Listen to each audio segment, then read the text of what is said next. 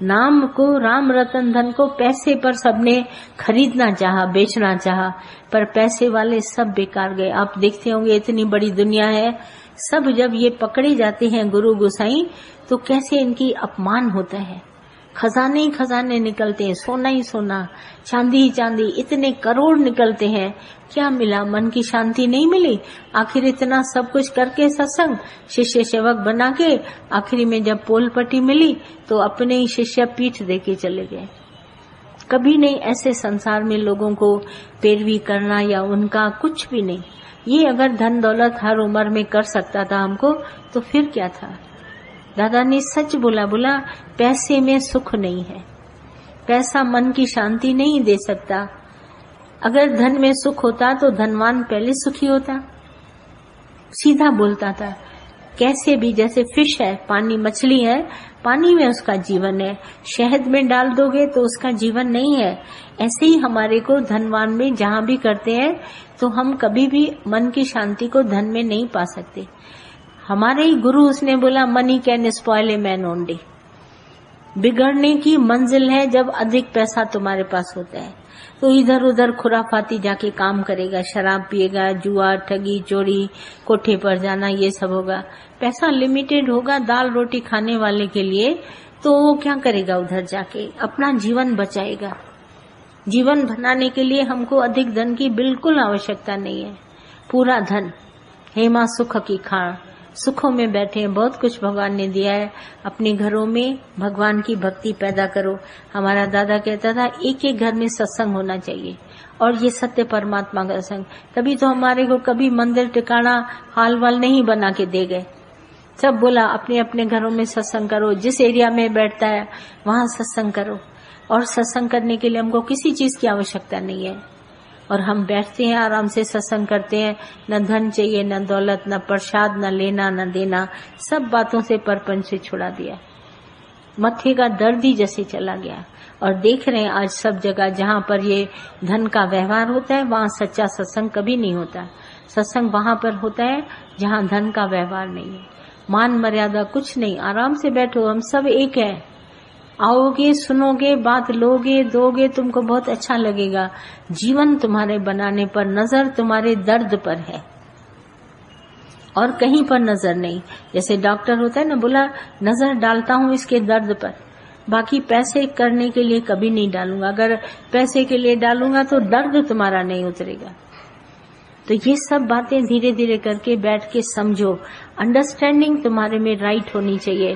सारी दुनिया को भी समझ सको, अपने आप को भी पहचान सको और तुम्हारे घर बन जाए। इतना कीमती समय हमारे को दो, कीमती में कीमती है समय, और वो दो और घर न बने, हम अपने आप को नहीं सुधारें, कोई फायदा नहीं होगा, भटक जाओगे। इसीलिए भटक से बचाने के लिए दादा ने बोला 10 बने, 10 को जाके ये ज्ञान सुनाओ। वो 10 जाके 10 दिशा में जाएंगे, उधर उधर जाके ज्ञान सुनाएंगे। ज्ञान सच्चाई से उठाना, जितना सच्चाई से तुम ज्ञान उठाएगा उतना, जितनी मेहनत करेगा किसी के साथ उतना फल अच्छा होगा।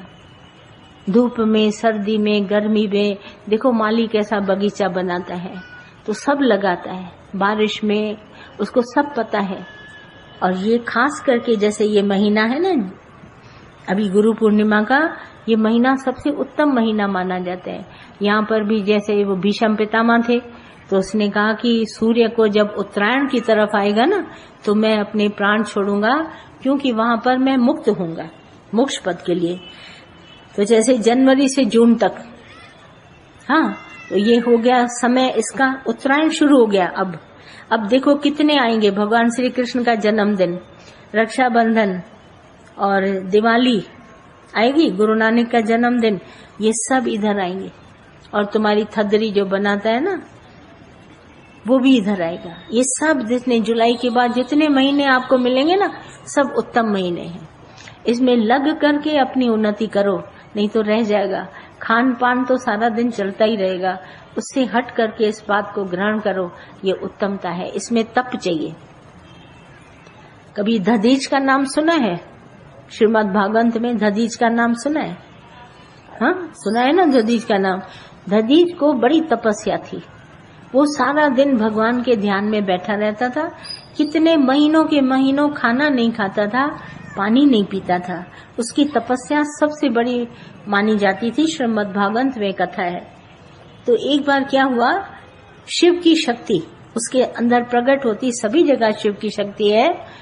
तो लोगों ने इसको प्रार्थना करी, बोला जो देवता लोग हैं वो थोड़े कम पड़ रहे हैं, ढीले ढाले हो रहे हैं, और जो आसुरी संप्रदाय वो बहुत बढ़ रही है। तो शिव भगवान ने सबको बोला, दधीच की इस समय सबसे बड़ी तपस्या है, इसको ले आओ, इसकी हड्डियों का शस्त्र बनाओ, और उससे तुम राक्षसों को मारोगे तो ये सब खत्म हो जाएंगे। उसकी तपस्या से, तपोबल में, तप में बल है, और उसकी तपोबल से उसकी हड्डियों में वज्र के समान उसको आ गई, इतनी उसमें ताकत आ गई कि उसको, दधीच को सबने बोला कि ये मुझे अपने शरीर की हड्डियां दो, मैं इसे वज्र बनाऊंगा, कोई न कोई हथियार बनाऊंगा और राक्षसों का वध करूंगा। तो दधीच ने क्या किया, अपने प्राणों को रोका और शरीर से प्राणों को हटा करके शरीर को मृतक साबित कर दिया। फिर उसकी हड्डियों से उन्होंने बनाए हैं हथियार देवताओं ने, और उससे नाश हुआ है असुरों का। ये कहानी आती है श्रीमद् भागवत में। इसका अर्थ देखिए, हमारे अंदर एक शैतान है जिसको हम मन कहते हैं, शैतान को, और ये अभिमान जो हम सब के अंदर है, अहंकार, ये है हमारा शैतान। ये क्या करता है, हमारा भगवान से हमको मिलने नहीं देता, तो इसको मारना पड़ेगा। तो वज्र से तप करके, वज्र की जो उसकी शक्ति ले करके, तब से हमको बड़ा मिलता है बल। उसकी हड्डियों से, दधीच की हड्डियों से इसको मारेंगे। तो देखो, तपस्या करो, बोलना, देखना, सुनना, खाना, पीना, घूमना फिरना, फालतू बातें इधर उधर, ये है हमारा तप। तो हमारे पास ताकत आएगी, उससे हमारा मनोबल कमजोर हो जाएगा। जैसे नहीं रेड सिग्नल पर गाड़ी रुकेगी ना, ऐसे ही तुम्हारे में वो तप से बल पैदा होगा, और तुम्हारी इच्छाएं, वासनाएं, विकार सब ऐसे खत्म हो जाएंगे। तुम कहोगे, अरे आज मुझे बहुत कुछ मिला, बहुत कुछ मैंने पा लिया। तुमको लगेगा ये सब बेकार बेकार है, बेकार समय गंवाया, बेकार ऐसा किया, और बल पैदा होगा। अपने शत्रु को अपने अंदर मारो। ये जो मन जो तुमको गुमराह करता है ना, ये सबसे बड़ा शत्रु है, आसुरी संप्रदाय में है, अपनी इच्छाएं पूरी कराता है। बार बार आज ये इच्छा है, चलो तो ऐसा कराएं, चलो तो ऐसा, ये इसमें आसुरी संप्रदाय। दैवी संप्रदाय जो है वो साथ संगत, भगवान की तरफ तुमको ले आएगा, गुरु की तरफ लेके आएगा, इधर मौज करेगा। बाकी आसुरी संप्रदाय तुम्हारे को जगत की तरफ लेके जाएगी और वहीं भटका देगी। तो इसको मारने के लिए तुम्हें तपोबल पैदा करना पड़ेगा, इसकी तरह, ऋषि की तरह। उसने इतनी तपस्या करी, कम बोलता, कम खाता, कम देखता, कम सुनता, बिल्कुल तप में बैठ गया। तो इस तरह से अपना उठो और अपनी शक्ति से स्वयं अपने मन को वश करो। तुम्हारा मन इधर उधर कभी न भटके। गुरु सामने है, गुरु मददगार है, सत्संग मदद करेगा, गुरु मदद करेगा, सत्य शास्त्र तुमको मदद करेंगे। अपना बल अपने अंदर पैदा करो।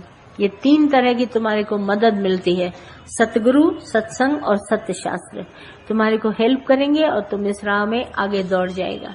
बाकी तुमको पीछे कोई पकड़ने वाला नहीं है। अपनी निरीक्षा होकर अपने इस राह में चलो, अपनी शक्ति स्वयं पैदा करो अपने भीतर, बाकी दूसरा तुमको कभी नहीं कोई पकड़ेगा।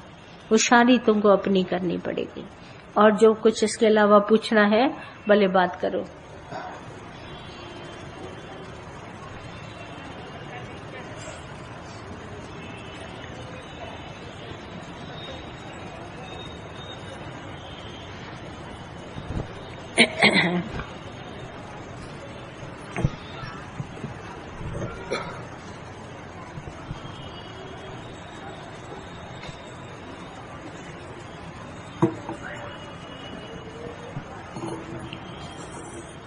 मेरी बात आप सबको समझ में आई कि ऐसे ही उड़ा देंगे हंसी में?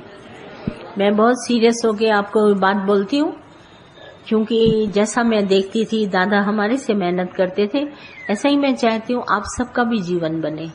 फिर भी आपको आपका रोम रोम दुआ देगा गुरु को, इतना अच्छा जीवन बन जाएगा। बाकी हंसी मजाक में तो सारा संसार चल ही रहा है, समय गंवाना है, उठ करके खड़े हो जाओ। और भी जो कुछ पूछना है पूछो। निश्चय है भगवान। हाँ, आज पक्का निश्चय है। आज निश्चय है ना, हाँ, निश्चय। बस चलते चलो। भगवान जी, गुरु ने इतनी मेहनत की है हमारे ऊपर, हाँ, इतना इतना हमारे को मतलब तप दिया है और सब कुछ दिया है हमें, और इतने समय से हम भी मतलब इस राह में हैं, काफी घर परिवार हर चीज में आपका सहयोग मिला है। हाँ हाँ। उसके बाद ऐसा लग रहा है कि हम गुनाहगार हैं, अभी गुनाहगार महसूस कर रहे हैं अपने आप को। हाँ, गुनहगार इसलिए आपको महसूस कर रहे हैं आप अपने को, क्योंकि आपने समय ज्यादा लिया और निश्चय करने में आपको वक्त लग गया। और है बहुत आसान, जो सच है उसको कबूल करो। Know the truth, truth will make you free. आपको सच स्वतंत्र करेगा। आप सच बोलेंगे छूट जाएंगे, आप झूठ बोलेंगे फंसते जाएंगे। देखो आज मैं सच आपको बता रही हूँ, आप भी सच बोलो जीवन में, आप भी स्वतंत्र मैं भी स्वतंत्र। झूठ बोलेंगे तो एक दूसरे में फंस जाएंगे। झूठ बोलना ही छोड़ो, वादन भी हमारा झूठा अच्छा नहीं है। और भले मनुष्य मुझे भी दिखाई दे रहे हैं आप लोग सब, पर है भगवान, ये मेरे को विश्वास है। भगवान के सिवा कुछ नहीं बना। तुम्हें उठ करके अपना भगवान बनने का विश्वास अंदर में जगाना पड़ेगा, उसके बगैर कुछ नहीं बनेगा।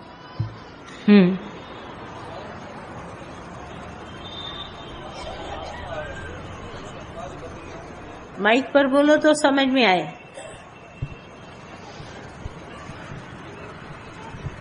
हाँ भगवान, अभी आंखों में आंसू आ रहे हैं। जीवन हमारी बदलने के लिए आपको बहुत करुणा है। बहुत आपको करुणा हमारे जीवन बदलने के लिए। हाँ जैसे जीवन तो हमारी बदल रही है, हाँ आप हमको बहुत आंसू आ रहे हैं आंखों में। मतलब आपको कितनी करुणा है हमारे जीवन बदलने के लिए। अभी हाँ, भी बताया जैसे 100 गाय की हत्या की भी माफी मिल सकती है, मगर देह अपमान की माफी कभी नहीं मिलेंगी आपको, गीता भगवान ने बताया। हाँ ठीक है। हाँ। वायदा करो अपने आप से। मैं भी इसलिए आप सबसे बोलती हूँ, जैसे आप मेरी बात को रिसीव करें तो अपना जीवन बनाएंगे। सुखी तो आप होंगे, मुझे तो कोई नहीं फर्क पड़ेगा, मगर जो भी अपना जीवन बनाएगा उसको मजा आएगा जीवन में। और कोई? हाँ, ये तो बहुत कहते रहते हैं तुम लोग भाग्यशाली हैं, गुरु मिला। अरे तुम नहीं बने आप समान तो फायदा क्या? तुम्हारे इस तरह से भाग्यशाली सारी दुनिया बोलती है, मैं बड़ा भाग्यशाली, मैं बड़ा अरे भाग्यशाली बनने से क्या फायदा जब तुमको आत्म निश्चय ही नहीं है ना? आत्म निश्चय होना चाहिए। सिर्फ मुंह से ज्ञान बोलना थोड़ी ना ज्ञान है। भले तुम